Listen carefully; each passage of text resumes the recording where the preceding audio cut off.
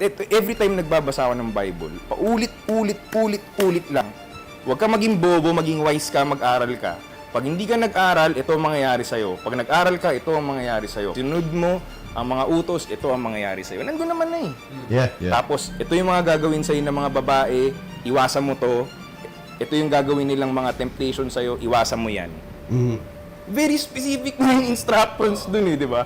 So, lagi kong iniisip po, kailangan maging wise kundi mahihirapan ako sa buhay. And you have that option every time, every day. Once you wake up, you have that option. What do you want to be? You want to be mabobo or wise today? You have, di ba, the freedom of choice eh. Yung Yes. binigay sa'yo, di ba? May Yes. freedom of choice ka palagi. Anong pipiliin? Yeah. Anong mahirap ang gusto mong piliin? Oo, pero pareho siyang mahirap eh. Mahirap sa simula yung mag-aaral ka. Pero dadali yung buhay mo after. Yes. Yung isa naman, huwag ka mag-aral, yun yung part na madali. Wala kang ginagawa eh. Pero maghihirap ka after. Yeah. O pili ka na.